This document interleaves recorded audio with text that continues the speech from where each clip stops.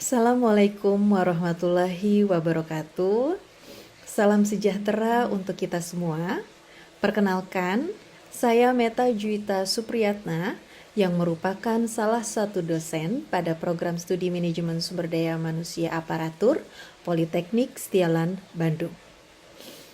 Pada kesempatan ini, saya akan memaparkan pernyataan diri dosen dalam unjuk kerja Tridharma Perguruan Tinggi, khususnya pada bidang pengajaran, sebagai salah satu syarat mengikuti sertifikasi dosen tahun 2022. Selama menjadi dosen, saya telah mengampu beberapa mata kuliah, yaitu manajemen sumber daya manusia, perilaku dan budaya organisasi, pengembangan sumber daya manusia, teknik perencanaan diklat, teknik evaluasi diklat, serta sistem manajemen kinerja. Baik, selanjutnya saya akan memaparkan salah satu mata kuliah yang telah saya ampu, yaitu mata kuliah teknik evaluasi diklat. Mata kuliah teknik evaluasi diklat merupakan salah satu mata kuliah yang terdapat dalam program studi Sarjana Terapan Manajemen Sumber Daya Manusia Aparatur Politeknik Setialan, Bandung. Dalam mata kuliah ini, mahasiswa akan mempelajari konsep monitoring pelatihan secara umum dan mempelajari bagaimana cara merencanakan dan melaksanakan monitoring pelatihan. Selain itu, mahasiswa juga akan mempelajari konsep evaluasi pelatihan dan cara melakukan evaluasi pelatihan dimulai dari penyusunan instrumennya, instrumen evaluasi hingga penyusunan laporan evaluasi pelatihannya. Mata kuliah ini dapat menumbuhkan pengetahuan dan keterampilan mahasiswa dalam melakukan monitoring dan evaluasi terhadap suatu program pelatihan. Capaian pembelajaran pada mata kuliah teknik evaluasi diklat, yaitu setelah mengikuti mata kuliah ini, mahasiswa akan mampu melakukan monitoring pelatihan serta mampu melakukan evaluasi terhadap program pelatihan yang telah dilakukan. Pada hakikatnya, mata kuliah kediklatan di Prodi Manajemen Sumber Daya Manusia Aparatur ini dijiwai oleh Standar Kompetensi Kerja Nasional Indonesia. Adapun SKKNI yang dijadikan acuan adalah SKKNI nomor 161 tahun 2015. Adapun 3 unit kompetensi pertama, yaitu menentukan kebutuhan pelatihan mikro, individu, dan menyusun program pelatihan, ini dapat dikuasai oleh mahasiswa setelah mengikuti mata kuliah teknik perencanaan diklat, yang juga merupakan mata kuliah prasyarat dari mata kuliah teknik evaluasi diklat ini. Untuk unit kompetensi yang keempat dan yang kelima, yaitu memonitor dan mengevaluasi pelaksanaan suatu program pelatihan, ini akan dikuasai oleh mahasiswa setelah mengikuti mata kuliah teknik evaluasi diklat selama 1 semester. Baik, selanjutnya saya akan memaparkan materi pembelajaran selama 1 semester untuk mata kuliah teknik evaluasi diklat ini. Ya. Untuk minggu pertama akan dilakukan pengenalan RPS mata kuliah teknik evaluasi diklat dengan subcapaian pembelajaran pertama ini, yaitu mahasiswa akan memiliki semangat belajar. Kemudian, untuk minggu kedua hingga kelima, subcapaian pembelajaran mata kuliah ini adalah mahasiswa memahami konsep monitoring pelatihan dan menyusun perencanaan monitoring pelatihan.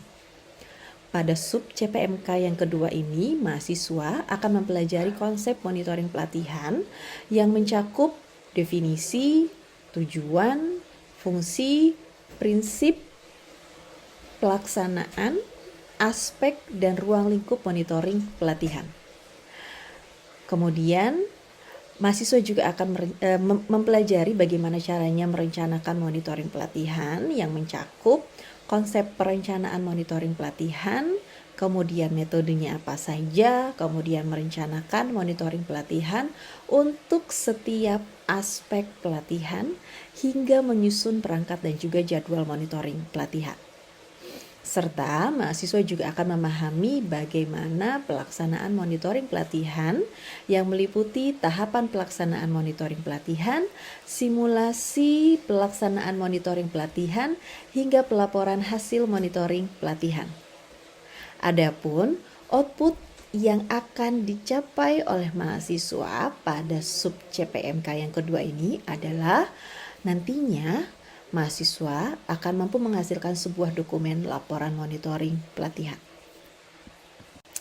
Selanjutnya, pada minggu ke-6 hingga ke-7, sub capaian pembelajaran mata kuliah ini adalah mahasiswa mampu membedakan konsep monitoring pelatihan dengan evaluasi pelatihan. Adapun yang akan dipelajari pada minggu tersebut adalah mahasiswa akan belajar konsep evaluasi pelatihan mulai dari definisinya, tujuannya, fungsi, jenis, juga tahapan evaluasi pelatihan, dan mahasiswa juga akan belajar model evaluasi pelatihan ya secara general ya, dan mengambil beberapa teori seperti teorinya Kirkpatrick, IPO dan juga CIPP ya. Dan diakhiri dengan metode evaluasi pelatihan. Selanjutnya pada minggu ke-8 hingga ke-14, di mana ini merupakan sub CPMK yang terakhir, mahasiswa akan mampu menyusun instrumen evaluasi diklat hingga melaporkan hasil evaluasi diklat yang akan dipelajari mahasiswa pada minggu ke-8 hingga ke-14 ini ya.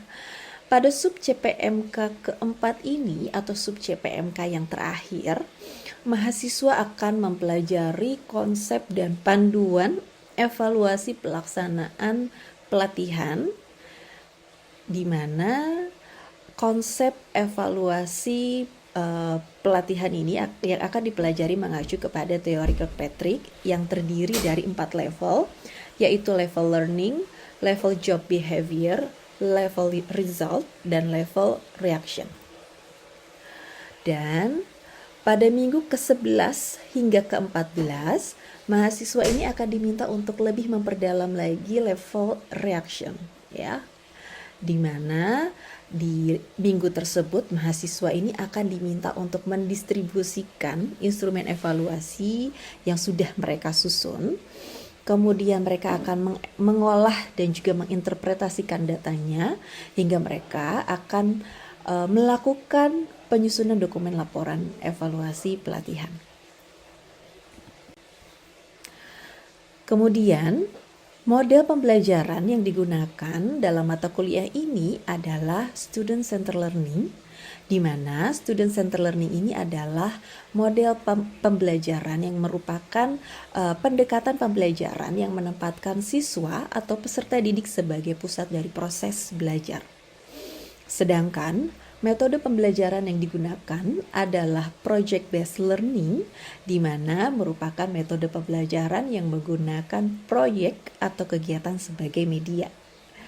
Metode ini tentunya akan menuntut para mahasiswa untuk dapat melakukan eksplorasi, penilaian, interpretasi, sintesis, dan informasi untuk menghasilkan berbagai bentuk hasil belajar. Bobot penilaian yang digunakan pada mata kuliah ini adalah 10% untuk keaktifan, kemudian 20% UTS, 20% UAS, sehingga totalnya UTS dan UAS adalah 40%. Kemudian untuk tugas diberikan bobot 50% ya. Untuk poin keaktifan tadi, kenapa diberikan 10%? Karena saya menggunakan model pembelajaran student centered learning tadi, sehingga mahasiswa ini dituntut untuk aktif di kelas, untuk mereka mengungkapkan pemikirannya terkait topik tertentu yang dibahas pada setiap pertemuannya. Sedangkan Tugas ini diberi bobot 50% karena memang mahasiswa itu akan diminta untuk melakukan penyusunan 2 dokumen, yaitu pada sebelum UTS mahasiswa akan menyusun dokumen laporan monitoring pelatihan, dan sebelum UAS mahasiswa akan diminta untuk menyusun laporan evaluasi pelatihan. Kemudian pada akhirnya nanti para mahasiswa ini akan mendapatkan penilaian akhir berdasarkan pedoman penyelenggaraan perkuliahan pada Politeknik Setialan Bandung, di mana terdapat huruf mutu A hingga E yang digunakan pada seluruh mata kuliah yang saya ampu. Baik, selanjutnya akan ditayangkan video cuplikan proses pembelajaran yang telah saya lakukan. Bapak Ibu, selamat menyaksikan.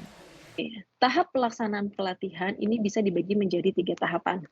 Mulai di awal, kemudian proses, dan akhir. Kalau tahap awal ini adalah proses sebelum kegiatan pelatihan ini dilakukan. Jadi dari mulai merencanakan project atau program pelatihan sampai dengan dernya atau apa ya, dernya sampai dengan pelatihan itu dilakukan gitu ya. Pokoknya ini tahap awal, tahap persiapan.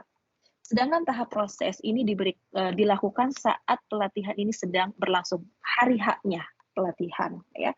Sedangkan tahap akhir atau tahap akan selesai ya, ini dilakukan pada waktu pelatihan akan selesai dan juga sudah berakhir ya. Saya akan kasih satu contoh untuk aspek peserta dulu ya. Untuk aspek peserta ya. Tahap awal apa sih yang bisa kita monitoring ya. Nah, tahap awal teman-teman kan waktu perencanaan program pelatihan, misalnya teman-teman kan sudah menentukan yang boleh ikut pelatihannya teman-teman itu kriterianya seperti apa ya. Maka yang bisa dilakukan saat monitoring di tahap awal ini adalah teman-teman memastikan nih yang namanya peserta pelatihan tadi sesuai dengan kriteria yang sudah teman-teman tetapkan di awal. Seperti itu ya. Bisa juga tahap awal selain memastikan, kemudian teman-teman juga misalnya menghubungi pesertanya, memastikan fiksasi peserta ya, menginformasikan, pokoknya teman-teman mencatat kira-kira kegiatan-kegiatan apa aja nih yang perlu dilakukan di tahap awal ya. Kemudian nanti teman-teman tinggal menuliskan, oh ini sudah dilakukan, oh ini sudah sesuai, oh ini belum sesuai atau ada permasalahan apa ya. Kemudian saat proses berlangsungnya pelatihan, teman-teman sebagai pengelola pelatihan melihat bagaimana sih kepatuhan, bagaimana sih disiplinan para peserta pelatihan, ya. Apalagi misalnya pelatihan-pelatihan yang yang memang ingin menumbuhkan kedisiplinan peserta gitu ya, di mana misalnya jam berapa, jam 5 misalnya harus udah olahraga, jam berapa harus udah apa gitu ya. Nah, teman-teman sebagai pengelola pelatihan tentu melihat bagaimana sih kepatuhan dan kedisiplinan dari para peserta ya, memastikan itu semua juga ya.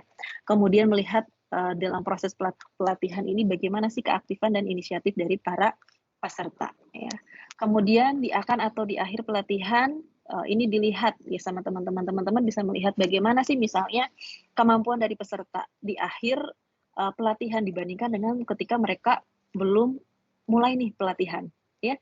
Dan data tersebut tentunya akan memperkaya data nanti evaluasi pelatihan gitu ya. Jadi data-data ini akan bisa menambah memperkaya hasil evaluasi pelatihan ya. Kemudian juga si peserta ini misalnya pelatihannya ini adalah membuat sesuatu. Kalau di sini adalah pelatihan membuat sepatu misalnya dari celana bekas ya. Kita misalnya bisa lihat bagaimana sih hasil proyeknya peserta gitu ya. Apakah memang hasilnya sudah bagus, kualitasnya sudah bagus gitu ya. Berarti kan kita bisa melihat bagaimana nih kesuksesan program pelatihan ini. Sampai sini bisa dipahami teman-teman? Bisa, Bu. Bisa, Bu. Oke. Selanjutnya saya mau tanya ke teman-teman.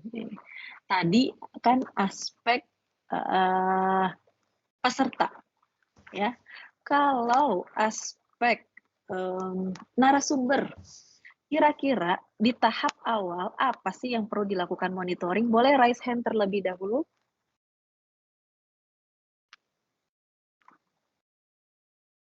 Mbak Sani, silahkan Mbak Sani terlebih dahulu. Ya, Kalau Mbak Sani, kalau menurut Sani, portofolio para narasumber ini, Bu, tempat jam terbangnya narasumber ini sudah seberapa banyak dari seberapa jam? Itu, terima kasih. Oke, jam terbangnya diperiksa, dimonitor, dicek gitu ya. Oke, ada lagi yang lain? Dari segi bidang ilmunya, Bu, mungkin? Siapa ini yang berbicara? Nurdin, Bu. Oh, Pak Nurdin. Apa, Pak, bidang ilmunya? Dari kepakaran untuk calon narasumbernya itu, Bu, sesuai pelatihan yang ditawarkan. Oke, berarti memang intinya ini ya, kriteria dari narasumbernya dilihat gitu ya, apakah memang sesuai dengan persyaratan yang ada di dalam program pelatihan tersebut, begitu ya? Iya, betul, Bu. Oke, ada lagi kah yang mau menambahkan dari teman-teman? Bu Dede, kenapa? Bingung? Intan mau menambahkan, Bu. Silakan, Intan. Kalau misalnya di bidang Intan sendiri itu di barista, Bu. Yang pertama sertifikasi. Terus yang kedua biasanya, Bu, misalnya orang tersebut telah mengikuti kejuaraan, itu sertifikasi kejuaraan juga termasuk, Bu. Kalau untuk di bidang barista. Oh, oke. Berarti memang melihat kompetensinya ya, sertifikasinya, begitu ya. Oke, terima kasih Intan. Oke, kemudian kalau lagi proses pelaksanaan pelatihan, kira-kira apa yang bisa dimonitor dari aspek narasumber, teman-teman?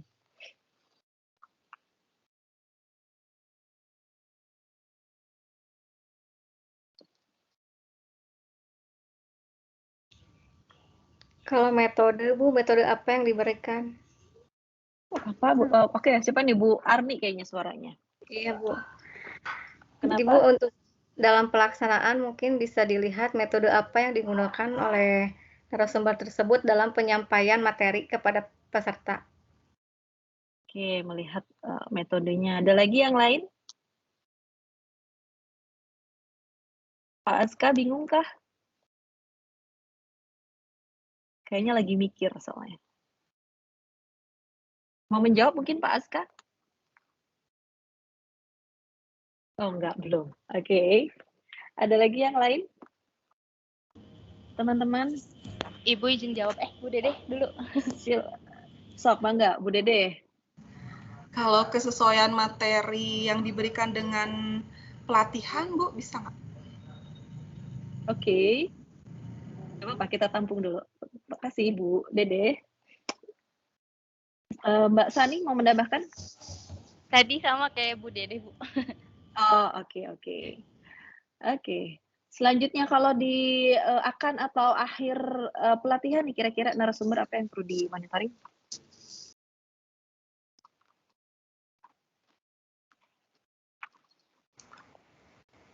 Silakan Pak Aska.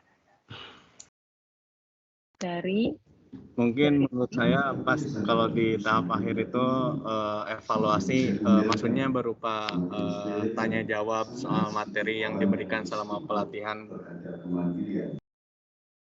Oke, Pak Aska, di sana lagi ada acara kah? Kayak ramai banget. Penutupan biasanya Bu mau jam pulang. Oh, oke. Lanjut Mbak Siti Rosa. Kalau untuk tahap akhir, kesesuaian, maksudnya tujuan dari pelatihan itu apakah sudah tercapai atau belum? Oke deh, teman-teman. Bu Arni mau menjawab lagi apa yang tadi? Saya tambahkan, Bu. Yang akhir, Bu. Yang akhir, ini yang baru, Bu. Mau jawab yang baru. Oke, apa? Bu Arni. Sebentar ya, Pak Alex. Siap. Silakan Bu Arni. Untuk penilaian narasumber di akhir pelatihan memberikan instrumen evaluasi, Bu, kepada peserta pelatihan sebagai penilaian narasumber tersebut. Oh, oke. Terima kasih. Silakan Pak Alex. Dari tahap awal wawancara, Bu, adalah membuat sebuah laporan dari wawancara yang telah dilakukan dari tahap 1, tengah, dan akhir nanti. Terus setelah mendapatkan informasi dari narasumber, kita sebagai panitia atau pewawancara harus menyusun laporan yang berisi tema, tujuan, identitas narasumber, dan terakhir adalah menyimpulkan dari tahapan-tahapan yang telah dilalui, Bu, dari hasil wawancara yang telah dilakukan. Wawancara apa nih Pak? Di akhir Ya, pelatihan. Saya jadi di akhir bingung. pelatihan sendiri, wawancara pelatihan tadi yang dilakukan. Oh, oke. Bertanya kepada narasumber gitu ya intinya ya, gimana pelatihannya gitu. Prosesnya seperti itu mungkin Pak. Oh, oke. Ya. Terima kasih teman-teman semua. Boleh yang resen saya turunkan dulu ya. Biar nanti kelihatan siapa yang menilai. Oke. Nah, untuk aspek narasumber ya, kira-kira apa aja sih yang bisa dilakukan monitoring ya. Tahap awal betul teman-teman, kita bisa lihat apakah si narasumber tadi sesuai dengan kriteria gitu ya. Kemudian kita cari kalau memang misalnya masih belum sesuai dengan kriteria ya. Kemudian kita juga harus melakukan fiksasi misalnya ya, koordinasi dengan narasumber gitu ya, macam-macam ya di awal, persiapan materi ya, kemudian data-data narasumber, kemudian apalagi ya biasanya di awal apalagi ya kriteria. Oh ini ya final apakah dia benar-benar akan hadir ketika pelaksanaan pelatihan gitu ya. Kemudian ketika proses berlangsungnya pelatihan, kita monitor bagaimana sih dia interaksi dengan para peserta pelatihan ya. Kemudian bagaimanakah dia ketika menjelaskan materi, bagaimanakah kemudian dia ketika menggunakan alat bantu yang ada dalam pelatihan ya.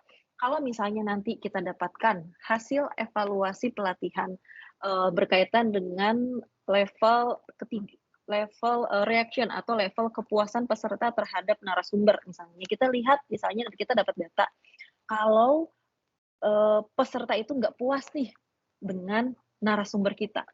Ya, peserta ini nggak puas nih dengan narasumber yang sudah memberikan materi, sudah memberikan pelatihan kepada para peserta tadi. Nah, kita bisa tahu lebih dalam gitu ya, kita bisa lebih paham kenapa hal itu terjadi. Nah, itu salah satunya dari proses monitoring yang tadi kita lakukan gitu ya. Jadi memang ini akan memperkaya data evaluasi nantinya ya. Ada permasalahan apa nih ketika di kelas, oh ternyata misalnya narasumber itu nilainya itu rendah diberikan sama peserta karena ternyata waktu di kelas narasumbernya kaku misalnya, kemudian interaksi dengan pesertanya kurang misalnya ya. Kemudian juga terkait ketepatan waktu juga misalnya, biasanya jam berapa nih misalnya jam 3 harusnya sudah selesai, ini molor terus sampai jam 4:30 sampai jam 5 bahkan sudah mau mendekati maghrib misalnya, seperti itu ya. Jadi ketika ada permasalahan tersebut tentu langsung dimonitor ya, dicatat ada penyimpangan apakah misalnya yang terjadi juga ya. Kemudian atau misalnya akhir pelatihan biasanya nih untuk pengadministrasi keuangan juga ini jangan lupa biasanya kelengkapan data ya, supaya nanti memudahkan dalam pengadministrasian keuangan, tanda tangan lah dan lain-lain ya. Kemudian kalau tadi yang berkaitan dengan evaluasi pelatihan itu tentu pasti akan diberikan di akhir pelatihan gitu ya, evaluasi dari peserta ya, evaluasi peserta terhadap narasumber itu tentu akan diberikan di akhir pelatihan ya. Kemudian nanti dulu jangan kasih lihat untuk metode teman-teman. Untuk metode pelatihan nih, kira-kira kalau di awal apa sih yang akan dimonitor, yang akan diperhatikan terkait dengan metode? Ada yang mau raise hand? Silahkan. Ya, hanya yang akan diperdalam di sesi ini adalah untuk yang level Kirkpatrick begitu ya. Nah, untuk model evaluasi Kirkpatrick sendiri ada beberapa level ya. mulai dari level reaksi, learning, behavior, hingga result. Apa sih bedanya? Ya, kalau untuk level reaksi, ini kita kepengen ukur nih, seberapa puas gitu ya, pokoknya reaksi para peserta pelatihan terhadap program pelatihan tadi. Gimana reaksinya? Mereka puas, mereka suka atau tidak terhadap program pelatihan yang tadi sudah dideliver ya. Kemudian yang kedua level learning. Kalau level learning ini diberikan kepada alumni diklat, peserta diklat asik. Hanya saja level learning ini bentuknya adalah misalnya pretest, post-test. Mungkin pernah mengenal itu Bapak Ibu? Pernah ya, pretest, post-test gitu ya. Itu level learning. Jadi kepengen tahu nih kira-kira ketika mau beres pelatihan ini para peserta pelatihan tadi sudah tambah belum nih pengetahuannya gitu ya, skillnya mereka nambah nggak gitu ya. Kemudian yang ketiga level behavior. Kalau ini fokusnya adalah kepada alumni diklat gitu ya, jadi nanti ada range waktu tertentu setelah mereka kembali ke tempat kerja, nanti dilihat apakah ketika mereka kembali ke tempat kerja itu perilaku mereka berubah. Misalnya ada CS gitu ya, dia dikasih pelatihan kepuasan pelanggan gitu ya, kemudian ketika dia kembali ke tempat kerja mereka sudah menerapkan ilmu tadi. Nah, kalau yang result dia lebih kepada sisi organisasi, ada penambahan profit nggak, ada kepuasan atau misalnya ada tingkat penjualannya meningkat nggak, dan lain-lain seperti itu ya. Nah, berkaitan dengan model evaluasi ini yang akan diperdalam lagi di sesi ini adalah level reaksi ya tadi. Level reaksi itu apa? Untuk mengukur kepuasan peserta terhadap program pelatihan tadi ya. Oke ya. Ini akan kita perdalam. Nah, tadi reaksi level buat mengukur reaksi peserta terhadap program pelatihan itu seperti apa ya. Mereka puas nggak? Mereka suka nggak gitu ya terhadap program pelatihan yang kita berikan gitu ya kepada si peserta pelatihan ya. Nah, ini juga fokusnya kepada persepsi si peserta pelatihan terhadap program diklat beserta tingkat efektivitasnya ya. Kemudian informasi tadi juga biasanya diperoleh di saat akhir program, karena kalau misalnya kita mengisi sebuah survei kepuasan gitu biasanya di akhir program ya. Jadi kita sudah tahu dulu nih kira-kira si pelatihannya juga seperti apa gitu ya, sampai kita akhirnya baru bisa menilai ya di akhir seperti apa ya. Nah, pengumpulannya itu bisa dilakukan melalui kuesioner ya. Ada beberapa contoh kuesioner ya. Baik, demikianlah pemaparan yang dapat saya sampaikan. Terima kasih sudah menyaksikan.